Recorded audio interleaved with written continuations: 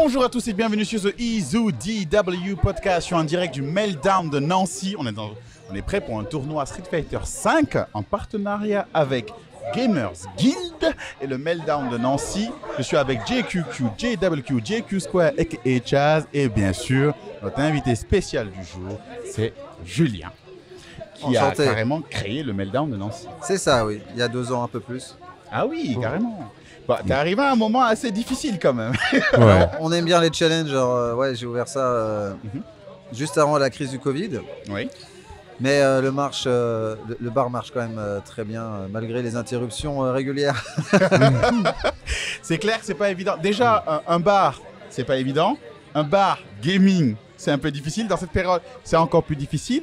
Est-ce que tu as quelque chose qui te fait tenir autant et qui t'a donné envie d'ouvrir un bar plutôt gaming plutôt qu'un autre?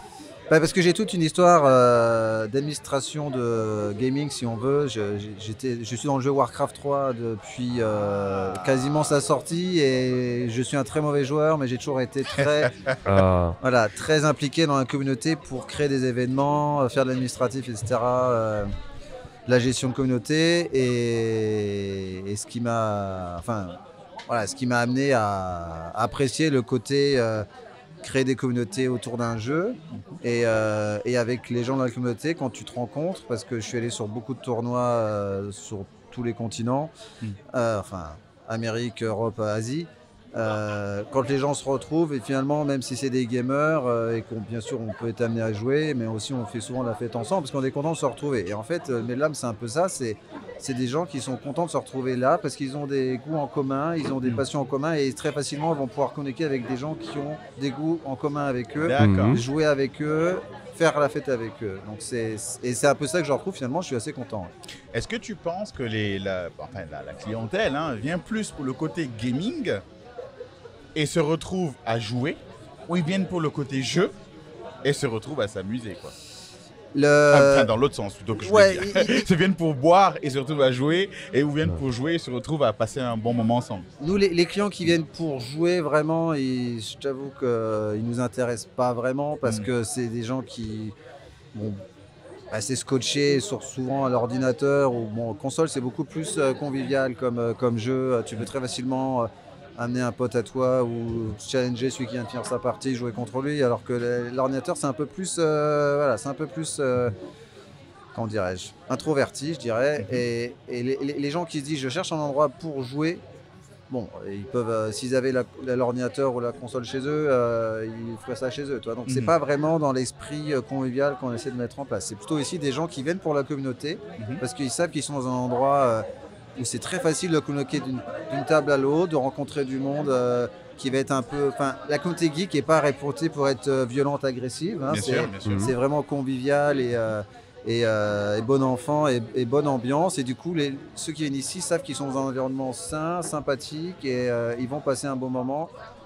Et ils vont aller jouer à un moment, peut-être ou pas, sur la borne d'arcade, sur les consoles. Mais c'est pas un passage obligé, mais oui. On va dire que c'est un bar... Ça fait partie de l'ADN. Voilà, c'est plus des types de soirées à thème dont on connaît le thème et c'est un bon prétexte pour discuter avec son voisin parce qu'on a une passion commune et on est safe, on a des standards un peu communs. C'est ça, oui. Ok, mais d'ailleurs c'est assez intéressant ce que tu as dit par rapport au fait que les joueurs, certains joueurs PC ne se sociabilisent pas. Parce que ils vont rester reclus dans leur jeu PC tout seul. C'est drôle parce que tu viens de la communauté quand même de Warcraft. Mais c'était dans Warcraft d'ailleurs, qui en plus c'est un jeu RTS, donc c'est vraiment très cérébral. Moi ça m'amusait beaucoup parce que, bon, encore une fois, moi pas très bon joueur du tout, j'étais pas à passer des heures à jouer, c'était surtout à organiser. Mais les gens de la communauté sont toujours très gentils, mais très introvertis, et c'est souvent moi dans les tournois qui allais casser la glace entre certains joueurs, ça, qui s'ouvrent et qui commencent à s'amuser un petit peu, à profiter de la vie en dehors de simplement du jeu. Ouais. Mais c'est vrai que c'est un trait de caractère qui est beaucoup plus évident chez les joueurs PC que sur les joueurs console, et d'ailleurs sur les joueurs console jeux de combat. C'est souvent des gros fêtards. Les joueurs de c'est nous des jeux de combat, c'est souvent des gros fêtards. Ça, il y a quand même des traits de caractère qui se retrouvent dans les choix des jeux. Et toi, tu as déjà été, t'as déjà bercé dans la communauté jeux de combat, tu as déjà testé un peu ou pas vraiment? J'avoue que non, non, je faisais du Mortal Kombat sur ma Mega Drive quand j'étais gamin. Ouh, dis ton âge sans que sans le dire. T'as dit Mega Drive, je devine un peu. Ouais. Je pense que ça se voit. Hein, je commence à avoir la calvitie à l'avant, mais. Ouais, mais finalement, ce qui était drôle, c'est que moi, ma génération, quand on jouait, moi, je me faisais quand tu allais à l'école et tu avais dit au lycée machin que tu jouais à tel ou tel jeu, les gens se foutaient de toi. T'étais vraiment c'était vraiment presque humiliant d'avouer que tu jouais, tu vois. Et puis ta famille, si tu étais sur les jeux vidéo, tu étais en train de te décérébrer. Enfin, il y avait vraiment une connotation négative, alors que maintenant, c'est avec l'e-sport aussi, etc. Même l'argent qui rentre dedans, et du coup, ça devient beaucoup moins ridicule. C'est un marché qui est plus important que celui du cinéma, etc. Donc, c'est commencé à être reconnu maintenant. Donc, maintenant, un jeune qui joue à des jeux vidéo, il n'y a personne qui va tiquer. Même s'il ne connaît pas League of Legends, les gens vont dire tu sors d'où, toi. Alors que, voilà. Donc, c'est marrant, ça s'est renversé finalement. Et c'est vrai, on va dire cette différence entre les générations, ça existe aussi géographiquement. Toi qui as beaucoup voyagé, est-ce que tu as l'impression que le regard qu'on porte aux jeux vidéo ou à l'e-sport est différent dans les autres pays que tu as pu faire? Oui, parce que j'ai habité en Chine, aux États-Unis, en Europe de l'Est. Et je vois en Chine, il y a une pression du gouvernement justement pour limiter l'usage des jeux vidéo. Ils font des lois très restrictives. C'est vraiment mal vu là-bas, mais c'est parce qu'aussi, eux, ils ont vraiment une addiction beaucoup plus, vraiment très prononcée en Chine aux jeux. On connaît tous ces histoires de jeunes qui ont passé 24 heures, 36 heures de suite dans un cybercafé, et puis arrêt cardiaque. Donc bon, là-bas, ils ont des camps, de désintoxication de jeux vidéo. Enfin, il y a tout un truc. Voilà, donc là-bas, le jeu vidéo en Chine, c'est énorme, hein, mais c'est quelque chose qui est combattu un peu par les autorités. C'est pas. Excuse-moi, je vais couper un instant parce que la caméra a bougé.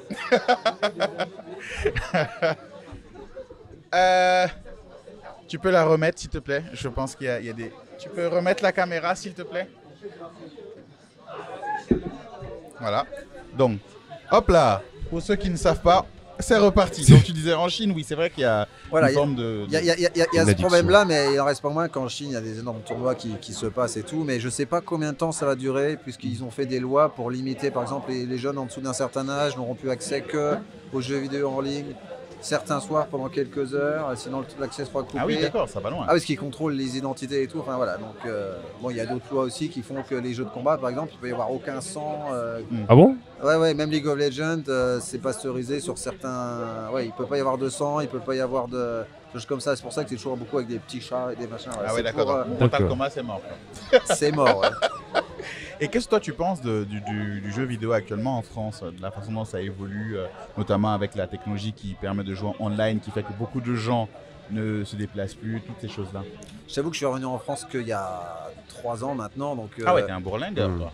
Ouais, j'ai passé 12 ans à l'étranger. Je suis parti, c'était Chirac président. Je suis revenu, c'était Macron. Alors, donc, si tu veux, j'ai pas trop suivi l'évolution. Et d'ailleurs, l'Europe, c'était le continent que je connaissais le moins niveau gaming. Et la France, quand je suis revenu, c'était un peu un nouveau pays pour moi, finalement, parce que c'était un peu bizarre. Mais bon, maintenant, ça y est, je suis revenu dans le. Bon, je suis habitué à être là maintenant. Mais je ne suis pas un grand spécialiste de la scène e-sport en France. Je connaissais mieux ce qui se passait à l'étranger finalement qu'ici. Ouais. Quelle est la scène e-sport que tu suis le plus, hein? Moi, quand je suis l'e-sport, c'est Warcraft 3, la scène existe toujours. Et sinon, c'est League of Legends, je me suis bien accroché. C'est un peu addictif comme jeu, hein, je trouve. Moi il y a des jeux, j'ai dit non. League of Legends, tous les jeux à 3 lettres là, LOL, WoW. WoW, j'ai jamais joué non plus parce que je savais que ça allait être une tuerie pour moi, je n'aurais plus de vie. Et League of Legends, je me suis dit avant de commencer à ouvrir le Meltdown, je peux pas juste connaître Warcraft 3, il va falloir quand même que je me mette à League of Legends. Et ouais, c'est vrai que tu commences à jouer tout de suite, c'est facile à prendre en main. Tout de suite, ça y est, tout de suite, tu es accro. Donc maintenant, là, j'ai arrêté depuis 6 mois, je ne touche plus parce que sinon, je suis plus productif au travail. C'est clair, d'autant plus que c'est le côté convivial qui t'intéresse entre guillemets le plus, quoi. Ouais. Et t'as toujours voulu ouvrir un bar gaming ou c'est quelque chose qui t'a pris entre-temps? Non, c'est ce que j'expliquais avant, c'est que j'avais cette carrière un peu dans Warcraft 3, parce que par l'organisation que je faisais, j'étais invité sur les tournois, tu sais, j'étais invité sur les tournois en Chine, j'étais invité à BlizzCon aussi, en Mais tu 2018. m'as dit que tu n'étais pas un joueur d'un gros niveau. Non, mais tout ce que j'ai fait niveau organisation, je peux pas l'expliquer en 2 mots, mais ça valait, voilà, ça Moi, valait je veux ça. bien en entendre parler, parce que je connais pas du tout la communauté. Warcraft 3, quand j'étais en Chine, j'ai participé déjà à l'ouverture d'un site anglophone qui reportait un peu toutes les news sur la scène e-sport Warcraft 3. Donc j'écrivais des articles là-dessus. Ce qui m'a amené à me faire inviter sur tous les tournois en Chine. Donc en fait, je connaissais personnellement, je les connais toujours, alors, tous les meilleurs joueurs du monde, je les connaissais. Et puis ça a été amené, comme j'organisais beaucoup de tournois aussi pour les Occidentaux, parce que les Chinois me demandent de faire les éliminatoires, d'organiser moi les éliminatoires pour les championnats du monde. Donc j'organisais les éliminatoires américains et européens pour les championnats du monde. Et après, j'étais invité pour les couvrir. Bon, je faisais pas que ça, mais je faisais notamment ça. Ça me prenait à peu près 2 heures par jour. 3 heures. Ah oui, non, mais tu étais totalement investi. Oui, mais après, la récompense, c'était de partir voilà, et être sur le terrain, voir l'événement. Sur le terrain, avec tous les joueurs, etc. C'est génial. Et aussi, par exemple, il y avait des problèmes où les Chinois n'arrivaient pas à payer des joueurs européens parce que les transferts bancaires sont très contrôlés et du coup, ils n'arrivaient pas. Alors, par contre, moi, comme j'avais un compte chinois et un compte européen, donc ils me payaient à moi. Je faisais le transfert et après je payais les Européens. Sachant qu'il a pris de marge. sans aucune marge. Sans aucune marge. Donc j'essayais d'être toujours, dès qu'il y avait un problème quelque part, j'essayais de le régler. Tu vois, Et moi, par exemple, les premiers tournois que tu as organisés, comment ça s'est passé ici? En fait, ça s'est fait petit à petit. Au début, j'organisais des tournois toujours un peu sur des modes décalés, pas des 1v1, des trucs un peu bizarres que personne n'organisait. Et ça commençait à plaire à certains. Et puis, au fur et à mesure, voilà, ma réputation a grossi parce qu'aussi, quand tu organises quelque chose et que ça se passe nickel, tout le monde est payé, les streams sont bien, tout est à l'heure, etc. Et les gens te font confiance, donc ta réputation monte un petit peu. C'est comme dans les jeux vidéo finalement, tu passes du level 1 au level 6. Et puis c'est arrivé après, j'avais des gens qui me contactaient, j'ai 2000 €, je voudrais faire un tournoi de ça, est-ce que tu peux l'organiser? Donc ok, donc j'ai commencé à faire ça. Puis après, je recevais pas mal de sponsoring privé, de gens qui voulaient organiser certains types de tournois, et c'est moi qui les faisais.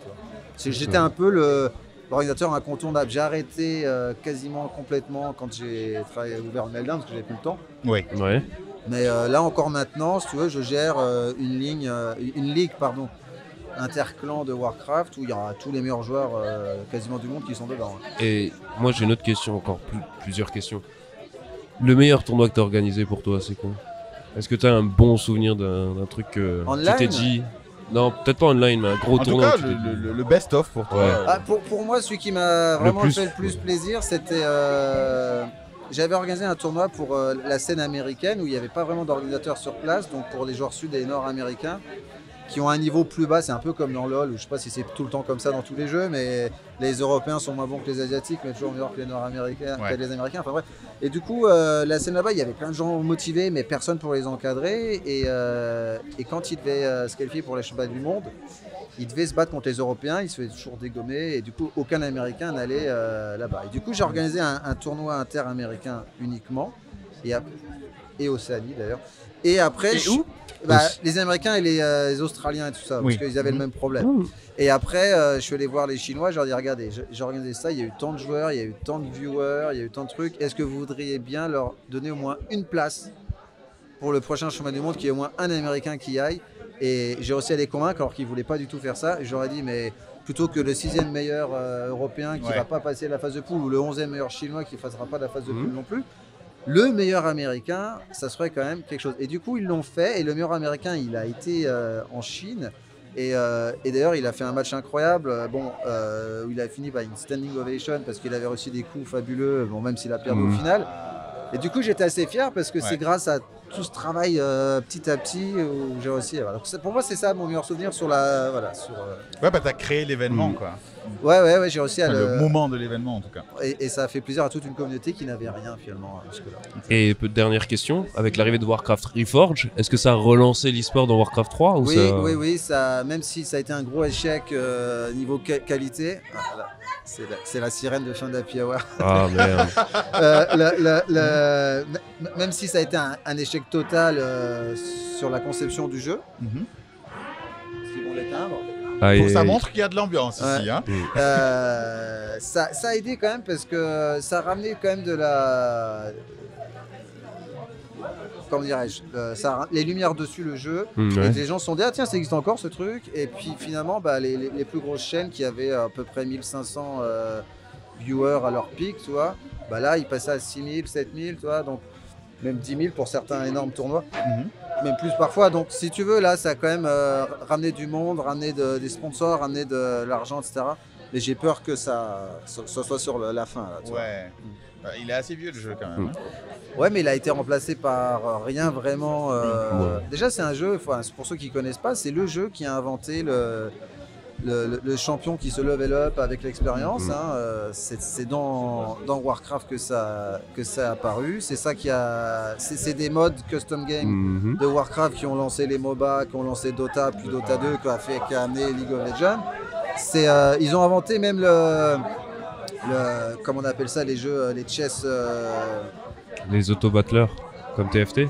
Comme TFT, il y avait des choses un peu comme ça qui existaient aussi à l'époque. Donc, si tu veux, c'était vraiment une mine. Et en fait, Blizzard s'est dit qu'en faisant un Reforge, comme ils n'ont pas capitalisé sur ça, qu'ils n'avaient rien patenté de ce qui était créé par les gens, du coup, ils n'ont pas eu les MOBA et tout. Ils se sont dit, on va le refaire et on va pouvoir ce coup-ci patenter des trucs qui sont créés. Mais bon, ça se fait pas comme ça. C'est pas artificiel comme ça. La créativité vient pas. Voilà. Mais du coup, toute cette expertise, toute cette expérience dans l'organisation de tournois, tu veux pas la mettre au service du jeu de combat et organiser des choses aussi Je t'avoue que là, c'est un peu plus simple. Là, c'est juste une braquette. Et puis, c'est des gens qui sont tous au même endroit. On n'a pas besoin de réunir des Coréens avec des Péruviens et des machins. J'avoue, mais c'est vrai que ça, c'est assez simple à organiser. Après, t'as les Nancéens, t'as des Messins de temps en temps. Et puis, t'as des gens un peu bizarres d'Épinal. Ils ont tous le même ping, ils sont tous ici, donc il n'y a pas besoin de se battre sur quel serveur jouer, à la limite, quelle console jouer. Mais... Non, mais c'est pour ça, c'est quelque chose que j'aime bien organiser. D'ailleurs, cet après-midi, j'ai fait l'anniversaire de mes gamines ici, et avec leurs copines, j'ai organisé des braquettes pour un tournoi de Mario Kart, tu vois, donc ça marche pour tous les jeux. Excellent. C'est une expérience qui sera toujours utile. Bon, j'espère quand même qu'au-delà de ce tournoi que tu fais aujourd'hui, t'en feras d'autres. D'ailleurs, en parlant de ce tournoi, comment ça s'est passé ce partenariat avec Gamers Guild et qu'est-ce qu'on peut attendre dans le futur de ce partenariat? Gamers Guild nous a contactés pour faire un partenariat, qu'on mette en valeur leur marque contre quelque chose. Alors j'aurais dit, mais moi ce qui m'intéresserait de votre part, c'est d'avoir des lots pour des tournois, justement, parce que un tournoi où il y a des lots, c'est toujours plus intéressant. Après nous, bien sûr, on offre des coups à boire quand on fait nos propres tournois, mais avoir, là c'est une caméra Razer Kyo, voilà, caméra Razer Kyo qu'ils offrent. Donc je leur dis, offrez un lot et puis on fera quelque chose. Donc là c'est le premier. J'espère que ça va continuer derrière. Gamers Guild, ça va être l'espace e-sport à Cora. Où ils vendent toutes les grandes marques, de tout ce qui est lié de l'e-sport et du streaming. D'accord. Donc ils veulent mettre en valeur forcément avec Meldum. Meldum c'est une franchise, c'est pas juste notre bar, il y a des Meldum partout en France et même à l'étranger. Donc du coup ils ont voulu se rapprocher de nous et voilà, c'est le premier test ce soir. Je vois qu'il y a pas mal de monde dans le bar, donc je pense que on va pouvoir reproduire ça. Et on les remercie d'ailleurs. Merci à Gamers Guild. On les recontactera aussi peut-être pour une interview. Mais autre chose que je voulais demander par rapport à ça d'ailleurs, tu as dit que le Meltdown c'était une chaîne. Pourquoi avoir choisi celle-ci? C'est ce que je disais, c'est que quand je vais rentrer à l'étranger et mon sort était de retourner à Paris avec ma famille, mais nous on est de Nancy à la base, enfin moi je suis meusien, ma femme est de Nancy. Et donc du coup, retourner à Paris là, c'était pas super enthousiasmant. Et du coup, ma femme a repris son travail d'institutrice à Nancy et c'était à moi de me reconvertir Elle a passé 12 ans à me suivre, toujours à devoir se reconvertir tout le temps. Ça va pas être évident, ça. Ouais. Non, toujours quitter son boulot, à se mettre en pause, ça, changer de machin. Du coup, là, c'était à moi d'arrêter, de me reconvertir. Du coup, je me suis dit, qu'est-ce que je fais? Et Zidweight, c'est un des fondateurs de Against All Authority, qui est le site, l'équipe, etc. Je ne sais pas s'ils ont encore une équipe gaming, mais en tout cas, c'était le cas. Est-ce que c'est celui qui est partenaire du Meltdown de Montpellier aussi? Et il a créé le Meltdown Montpellier. Et du coup, quand je parlais avec lui, j'avais vu fondateur Meltdown Montpellier. Et moi, quand je partais à l'étranger, il n'assistait pas les Meltdown, donc je ne savais pas ce que c'était. Et j'ai cliqué dessus. Et on parlait sur un projet Warcraft, éventuellement faire des news en français pour Warcraft, ce qui ne s'est pas fait. Mais là, en lui parlant, j'ai dit tiens, mais Meltdown Montpellier. Puis je commençais à lui parler de ça. À regarder les photos, le Meltdown Montpellier, il est incroyable. Et je me suis dit, mais à Nancy, il n'y a pas un endroit comme ça. Donc je me suis dit, ça serait bien d'essayer de le créer. Et c'est comme ça que je suis parti sur cette idée. Ah, nice. Ben, tu vois, souvent quand on remplit la fiche commerciale de comment vous nous avez connus, là c'est une belle histoire, une belle anecdote sur la France de nous avoir connus. En plus, pour pouvoir étendre la marque à Nancy. Et alors ça, maintenant, je rentre un peu plus en profondeur. Hein. Qu'est-ce que ça apporte de travailler avec Meltdown? Vous avez, c'est quoi? C'est plus au niveau de la notoriété. Vous travaillez sur des concepts communs. Qu'est-ce qu'est la jonction entre vous, quoi? Déjà, le fait d'être avec Meltdown, déjà, on est beaucoup plus attractif. Si tu ouvres un bar gaming lambda, tu vas pas attirer des partenariats de haut niveau. Là, par exemple, Gamers Guild, ils ont contacté parce que je suis Meltdown. Mais par exemple, on a un partenariat avec Logitech, on a un partenariat avec Samsung, on a un partenariat avec Red Bull. On a pas mal de partenariats qui ne se feraient pas si j'étais tout seul dans mon petit village. Donc déjà, c'est ça l'intérêt d'être dans une franchise. J'espère que c'est pas Nancy que t'as appelé le village. Bah, c'est un village, Nancy. Aïe. Non, t'as pas qualifié Nancy de village quand même. Ah si. Je reviens de Wuhan, 4 ans dans une ville de 11 millions d'habitants. Ouais. Je peux te dire que quand tu reviens à Nancy, c'est un village. Hein. Oh my goodness. Tout le monde se connaît ici. Attends, tu reviens de quelle ville, je crois? Wuhan, la fameuse ville. Wuhan. Aïe. Non, je suis revenu il y a 3 ans, donc il n'y avait pas d'épidémie. Non, il n'y avait pas de problème. Mais alors, juste après, juste l'année d'après, quand ça s'est déclaré l'épidémie, j'ai vu sur les réseaux sociaux de mes amis, etc. J'ai encore beaucoup d'amis là-bas.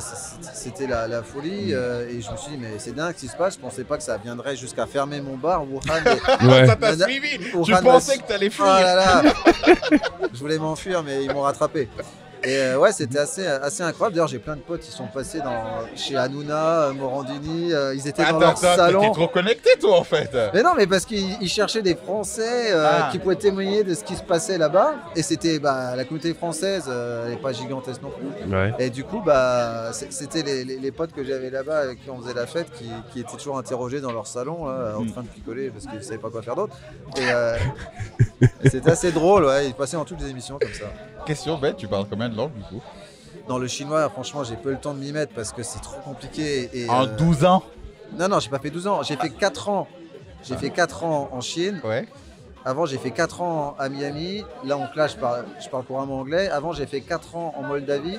Je parlais roumain vraiment bien quand je suis parti, mais là, j'ai tout oublié. Ok. Quelle idée de revenir à Nancy.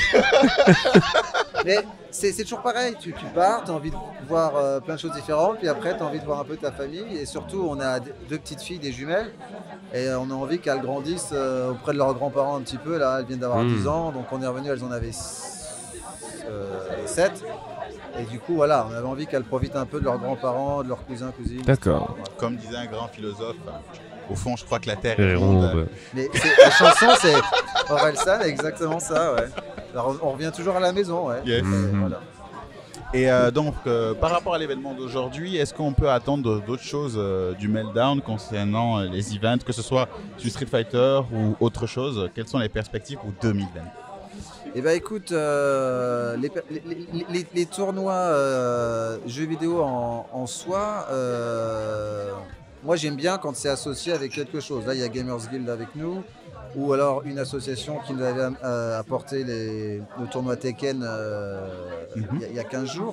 Parce que là, on sait que ça va être un succès. On en fait aussi, on va normalement organiser la semaine prochaine un tournoi sur Rocket League, qui est quand même un jeu très populaire, donc il y a quand même des chances qu'on ait du monde, mais c'est vrai que voilà, on essaye vraiment de faire du qualitatif, pas faire toutes les semaines un tournoi de quelque chose, histoire de dire qu'on a fait un tournoi pour avoir au final peut-être pas assez de joueurs. Et de toute façon, et que le lot ne soit qu'une boisson ou quelque chose, donc on aime bien faire un truc un peu mieux. Donc, le but, c'est d'en faire 1 ou 2 par mois, mais quelque chose de bien, et pas d'en faire 3 par semaine pour avoir pas assez de participation, etc. Donc c'est un peu ça l'idée. Et donc là, c'est l'exclusivité, c'est qu'on va s'agrandir l'année prochaine. Du coup, là, on aura plus de moyens pour... parce que tu vois, là, le bar se remplit très vite. Ouais. Et du coup, bah, ça donnera plus de possibilités d'organiser des choses un peu plus grosses à partir de 2022. Normalement, à partir du printemps prochain. J'ai hâte de voir tout ça. Moi aussi. Et où on peut suivre l'actualité du Meltdown? Sur les réseaux sociaux, on est bien sûr Facebook, même si on ne publie pas grand chose là-bas, c'est surtout sur Instagram qu'on aime bien publier nos soirées, etc. Sur Twitter, on aime bien raconter des bêtises. Et sinon, sur notre site nancy.meltdown.bar, vous avez accès au planning, etc. de toutes les soirées qu'il peut y avoir, parce qu'au-delà du gaming, on fait aussi des soirées de type quiz, on fait des soirées de type karaoké, on fait des soirées de type plein de choses, beer pong, Just Dance, même si pas en ce moment, pas le droit de danser. Voilà. Excellent. C'est un peu footloose en ce moment, on n'a pas le droit de danser. Je sais pas si c'est encore une référence que vous avez peut-être pas. Non. Après, il y a des façons de danser aussi qui sont discutables. On ne sait pas s'ils dansent. Footloose, c'est un vieux film, je crois, avec Kevin Bacon, où le plot, c'est une ville où le maire a interdit de danser et que du coup, les jeunes de la ville, dans les années 60, qui veulent quand même danser, dansent en secret dans des caves et tout, machin. Parce que c'est interdit de danser. Et moi, quand ce film, j'ai sûr, mais c'est con comme synopsis, où est-ce qu'il y aurait un endroit où on interdirait de danser? Et ben ça y est, on vit dans le monde de Footloose. Est-ce qu'on va avoir le droit à des concours de danse interdits dans les caves du Meltdown? Non, on respecte la loi, monsieur. Non, ça dépend du nombre de frames auquel tu fais ton mouvement. Ah ouais. Parce que si tu fais ça trop vite, c'est danser. Mais si tu fais comme ça... Ah mais là tu fais la danse du robot là. Je bouge. On verra si la police vient, ce qu'ils en pensent sur le nombre de frames ou pas. Excellent. En tout cas, merci à toi pour cette interview. Moi je suis content d'être là. Je vois qu'il y a beaucoup de monde, il y a de la bonne ambiance. Effectivement, ça change un peu parce que d'habitude, moi, quand je me déplace dans les événements, c'est surtout pour jouer. Mais parce que tu vas jouer quand même. Si on peut encore s'inscrire. Hein. Ouais, je vois mon nom inscrit là-haut, donc je me dis c'est bon, on est inscrit. On est safe alors. Est-ce qu'il y a le sien? Après, je vois pas très bien, je t'avoue. Y a pas le mien. Je vois. Ah, si, Izu là-haut, je vois. Au-dessus de moi. Ah, nickel. Ouais, tu joues contre Boldom, c'est un très bon. C'est lui, Boldom, tu le connais? Ah non. Non. C'est des amateurs, mais ils jouent à Street Fighter 5. C'est chaud qu'ils viennent pendant 3 heures, mais ils se foutent sur la gueule avec une bande de potes, ils sont très sympas. Ouais. Tu vois, moi j'aime bien ça. Et puis ce qui me plaît aussi dans le jeu, c'est après qu'on ait fini toute cette compétitivité, c'est rencontrer les gens, discuter avec eux, taper de bonnes barres. Et puis je suis un buveur de bière. Et boire des coups. C'est un groupe d'amis, je sais pas si tu connais depuis 15-20 ans, mais ils jouent à Street Fighter depuis 15-20 ans ensemble. Ça, c'est des bons. Il faut que tu les rencontres, ils sont super sympas. Ah ben voilà, c'est nous, Izu. Ça fait du bien de venir ici. Salut. C'est mon adversaire qui m'a fait. C'est Boldom. Yes.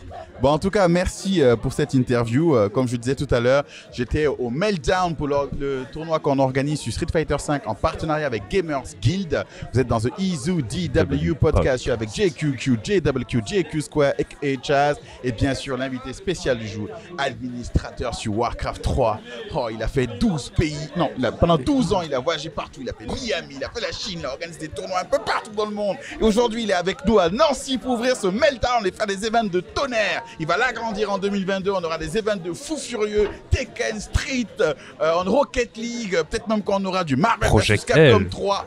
Project L. Oh, je sais pas. Windjammer, on fait beaucoup de Windjammer. Ouais. Oh là là là là. Je suis avec Julien du Meltdown de Nancy. Merci beaucoup. Yes. Et je vous souhaite à tous une bonne soirée. Ciao. Ciao. Ciao.